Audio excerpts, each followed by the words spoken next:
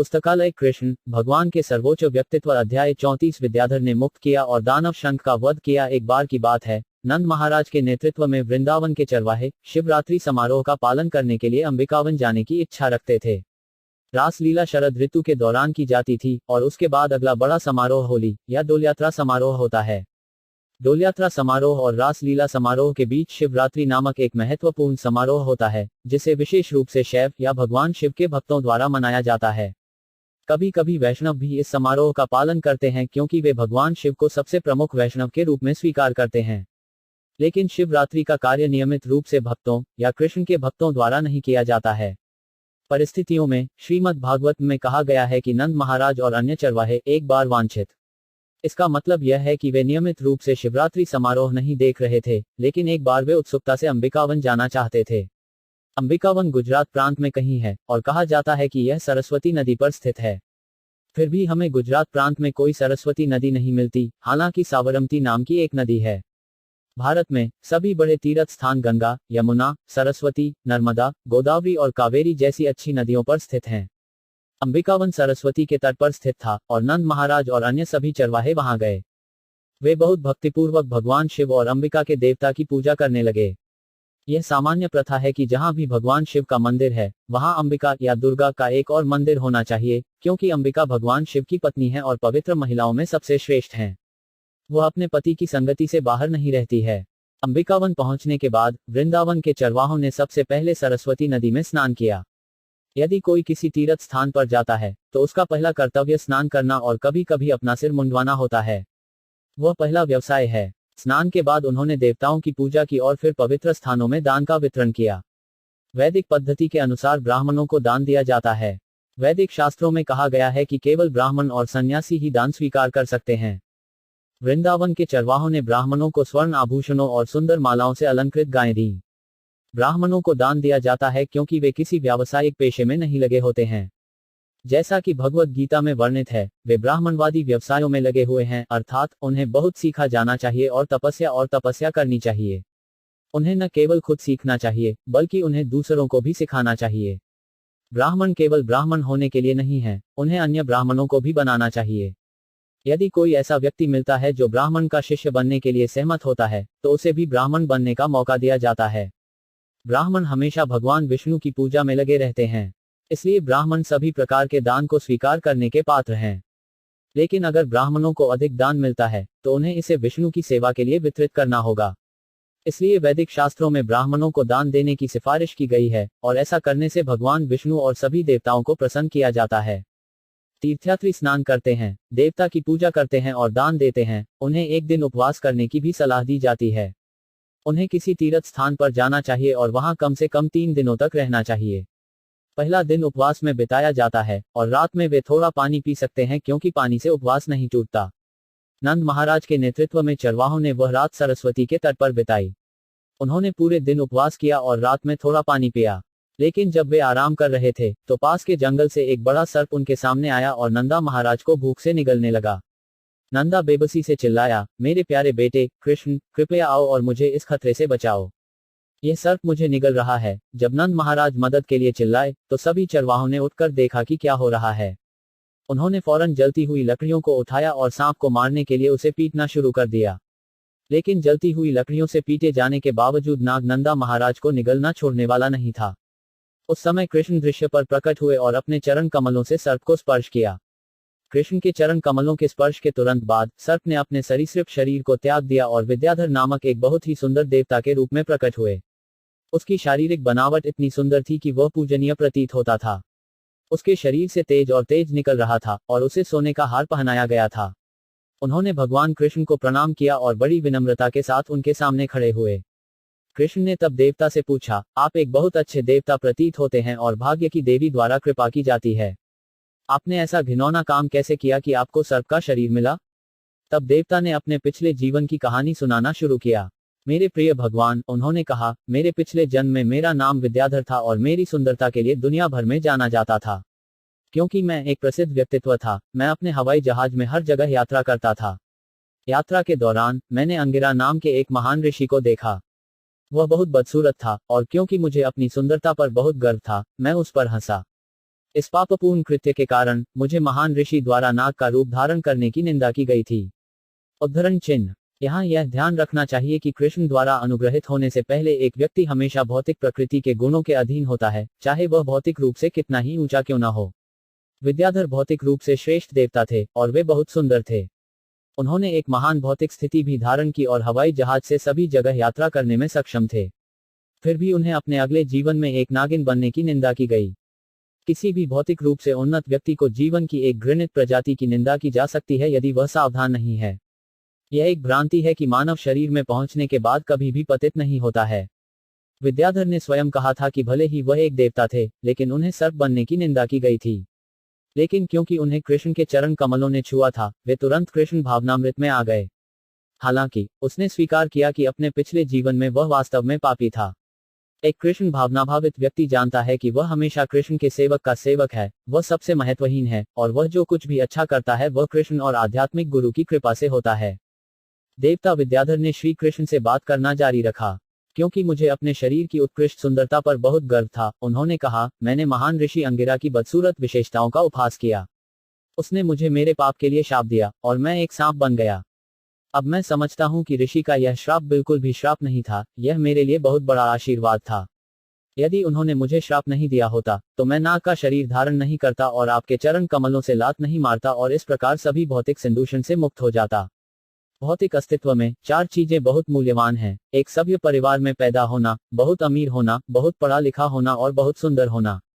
इन्हें भौतिक संपत्ति माना जाता है। दुर्भाग्य से कृष्ण भावनामृत के बिना ये भौतिक संपत्ति कभी कभी पाप और गिरावट का स्रोत बन जाती है। विद्याधर देवता होने और सुंदर शरीर होने के बावजूद उन्हें गर्व के कारण सर्प के शरीर की निंदा की गई थी। इसलिए इस घटना से हम सीख सकते हैं कि जो लोग अपनी भौतिक संपत्ति पर बहुत अधिक गर्व करते हैं या जो दूसरों के प्रति शत्रु हैं, वे सर्पों के शरीर में अपमानित होते हैं। सांप को सबसे क्रूर और ईर्ष्यालु जीव माना जाता है, लेकिन जो इंसान हैं और दूसरों से ईर्ष्या करते हैं, वे सांपों से भी ज्यादा शातिर माने जाते हैं। मंत्रों और जड़ी बूटियों से सांप को मोहित या नियंत्रित किया जा सकता है, लेकिन ईर्ष्या करने वाले व्यक्ति को किसी के द्वारा नियंत्रित नहीं किया जा सकता है। मेरे प्रिय भगवान, विद्याधर ने आगे कहा, अब जब से मुझे लगता है कि मैं सभी प्रकार के पापों से मुक्त हो गया हूँ, मैं आपसे अपने निवास स्वर्गीय ग्रहों पर लौटने की अनुमति मांग रहा हूँ। यह अनुरोध इंगित करता है कि जो व्यक्ति उच्च ग्रह प्रणालियों की सुख सुविधाओं में पदोन्नति की इच्छा रखते हुए फलदायी गतिविधियों से जुड़े हुए हैं, वे भगवान के सर्वोच्च व्यक्तित्व की मंजूरी के बिना अपने जीवन के अंतिम लक्ष्य को प्राप्त नहीं कर सकते हैं। भगवद गीता में यह भी कहा गया है कि कम बुद्धिमान भौतिक लाभ प्राप्त करना चाहते हैं और इसलिए विभिन्न प्रकार के देवताओं की पूजा करते हैं, लेकिन वास्तव में वे भगवान विष्णु या कृष्ण की अनुमति से देवताओं से आशीर्वाद प्राप्त करते हैं। देवताओं के पास भौतिक लाभ देने की कोई शक्ति नहीं है। भले ही कोई भौतिक भोगों से जुड़ा हो, उसे भगवान के सर्वोच्च व्यक्तित्व कृष्ण की पूजा करनी चाहिए और उनसे पूछना चाहिए। कृष्ण पूरी तरह से भौतिक वरदान भी देने में सक्षम हैं। हालांकि देवताओं से भौतिक वरदान मांगने और कृष्ण से मांगने में अंतर है। ध्रुव महाराज ने भौतिक वरदान के लिए भगवान के परम व्यक्तित्व की पूजा की, लेकिन जब उन्होंने वास्तव में सर्वोच्च भगवान का अनुग्रह प्राप्त किया और उन्हें देखा, तो वे इतने संतुष्ट हुए कि उन्होंने किसी भी भौतिक आशीर्वाद को स्वीकार करने से इनकार कर दिया। बुद्धिमान व्यक्ति देवताओं की पूजा नहीं करता है या उनसे कृपा नहीं मांगता है, वह सीधे कृष्ण भावनाभावित हो जाता है, और अगर उसे भौतिक लाभ की कोई इच्छा है तो वह कृष्ण से पूछता है, देवताओं से नहीं। विद्याधर ने कृष्ण की अनुमति के लिए स्वर्गलोक में लौटने की प्रतीक्षा करते हुए कहा, अब क्योंकि मुझे आपके चरण कमलों ने स्पर्श किया है, मैं सभी प्रकार के भौतिक कष्टों से मुक्त हो गया हूँ। आप सभी मनीषियों में सबसे शक्तिशाली हैं। आप भगवान के मूल सर्वोच्च व्यक्तित्व हैं। आप सभी भक्तों के स्वामी हैं। आप सभी ग्रह प्रणालियों के स्वामी हैं, और इसलिए मैं आपकी अनुमति मांग रहा हूँ। आप मुझे अपने प्रति पूर्ण समर्पण के रूप में स्वीकार कर सकते हैं। मैं अच्छी तरह से जानता हूं कि जो व्यक्ति आपके पवित्र नाम का निरंतर जप करते रहते हैं, वे सभी पापों से मुक्त हो जाते हैं, और निश्चित रूप से वे लोग जो आपके चरण कमलों द्वारा व्यक्तिगत रूप से स्पर्श किए जाने के लिए भाग्यशाली हैं, मुक्त हो जाते हैं। इसलिए मुझे यकीन है कि मैं अब केवल आपको देखकर और आपके चरण कमलों के स्पर्श से ब्राह्मण के श्राप से मुक्त हो गया हूं। इस तरह विद्याधर को भगवान कृष्ण से उच्च ग्रह प्रणाली में अपने घर लौटने की अनुमति मिल गई। इस अनुमति को प्राप्त करने के बाद उन्होंने भगवान की परिक्रमा की और उन्हें सम्मानपूर्वक प्रणाम किया, और फिर वे अपने स्वर्गीय ग्रह पर लौट आए। इस प्रकार नंद महाराज को सर्प द्वारा खाए जाने के आसन खतरे से मुक्ति मिली। ग्वाले, जो भगवान शिव और अंबिका की आराधना करने के लिए आए थे, उन्होंने अपना व्यवसाय समाप्त कर दिया और वृंदावन लौटने के लिए तैयार हो गए। लौटते समय उन्होंने कृष्ण की अद्भुत गतिविधियों को याद किया। विद्याधर के छुटकारे की घटना के बारे में बताते हुए वे कृष्ण के प्रति अधिक आसक्त हो गए। वे भगवान शिव और अंबिका की पूजा करने आए थे, लेकिन इसका परिणाम यह हुआ कि वे कृष्ण के प्रति अधिक से अधिक आसक्त हो गए। इसी तरह गोपियों ने देवी कात्यायनी की पूजा की ताकि कृष्ण से अधिक लगाव हो सके। भगवत गीता में कहा गया है कि जो व्यक्ति किसी व्यक्तिगत लाभ के लिए भगवान ब्रह्मा, शिव, इंद्र और चंद्र जैसे देवताओं की पूजा करने में संलग्न है, वे कम बुद्धिमान हैं और जीवन के वास्तविक उद्देश्य को भूल गए हैं। लेकिन चरवाहे, वृंदावन के निवासी, कोई साधारण आदमी नहीं थे। उन्होंने जो कुछ भी किया, उन्होंने कृष्ण के लिए किया। यदि कोई कृष्ण के प्रति अधिक आसक्त होने के लिए भगवान शिव और भगवान ब्रह्मा जैसे देवताओं की पूजा करता है, तो यह स्वीकृत है। लेकिन अगर कोई व्यक्तिगत लाभ के लिए देवताओं के पास जाता है, तो उसकी निंदा की जाती है।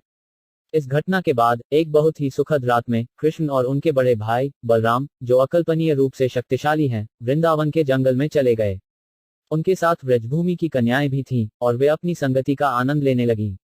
ब्रज की युवा कन्याओं को बहुत ही सुंदर वस्त्र पहनाया जाता था और चंदन के गूदे से अभिषेक किया जाता था और फूलों से सजाया जाता था। चांद आसमान में चमक रहा था, चमकते सितारों से घिरा हुआ था। हवा चल रही थी, मल्लिका के फूलों की महक लेकर, और भौरे सुगंध के पीछे पागल हो रहे थे। सुखद वातावरण का लाभ उठाकर कृष्ण और बलराम बहुत मधुर गायन करने लगे। युवतियां अपने लयबद्ध गीत में इस कदर लीन हो गईं कि वे खुद को लगभग भूल ही गईं। उनके बाल ढीले हो गए, उनके कपड़े ढीले पड़ गए, और उनकी माला भूमि पर गिरने लगी। उस समय जब कृष्ण, बलराम और युवतियां इतनी अधिक लीन थीं, लगभग पागलपन में, कुबेरा, स्वर्गीय ग्रहों के कोषाध्यक्ष का एक आसुरी सहयोगी दृश्य पर प्रकट हुआ। दैत्य का नाम शंख इसलिए पड़ा क्योंकि उसके सिर पर शंख के समान एक बहुमूल्य रत्न था। जिस प्रकार कुबेरा के दो पुत्र अपने धन और ऐश्वर्य पर फूले हुए थे और नारद मुनि की उपस्थिति की परवाह नहीं करते थे, उसी तरह यह शंख भी भौतिक ऐश्वर्य पर फूला हुआ था। उन्होंने सोचा कि कृष्ण और बलराम दो साधारण चरवाहे लड़के थे जो कई सुंदर लड़कियों की संगति का आनंद ले रहे थे। आमतौर पर भौतिक दुनिया में धनवान व्यक्ति सोचता है कि सभी सुंदर महिलाओं को उसका आनंद लेना चाहिए। शंख ने यह भी सोचा कि चूंकि वह कुबेरा के समृद्ध समुदाय से संबंधित है, इसलिए उसे कृष्ण और बलराम नहीं, इतनी सुंदर लड़कियों की संगति का आनंद लेना चाहिए। इसलिए उन्होंने उन्हें संभालने का फैसला किया। वह कृष्ण, बलराम और ब्रज की युवतियों के सामने प्रकट हुए और लड़कियों को उत्तर की ओर ले जाने लगे। कृष्ण और बलराम की उपस्थिति के बावजूद उन्होंने उन्हें आज्ञा दी जैसे कि वे उनके मालिक और पति हों।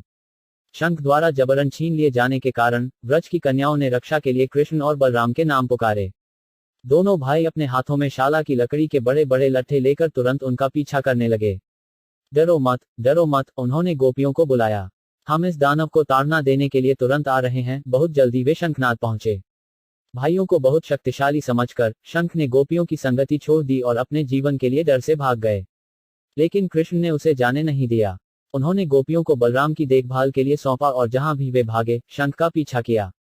कृष्ण राक्षस के सिर से शंख जैसा कीमती रत्न लेना चाहते थे। बहुत कम दूरी तक पीछा करने के बाद कृष्ण ने उसे पकड़ लिया, उसके सिर पर अपनी मुट्ठी से वार किया और उसे मार डाला। फिर वह कीमती गहना लेकर लौट आया। ब्रज की सभी युवतियों की उपस्थिति में उन्होंने अपने बड़े भाई बलराम को बहुमूल्य रत्न भेंट किया। इस प्रकार कृष्ण के 34वें अध्याय का भक्ति वेदांत का तात्पर्य समाप्त होता है। विद्याधर मुक्त और दानव शंखचूड़ का वध।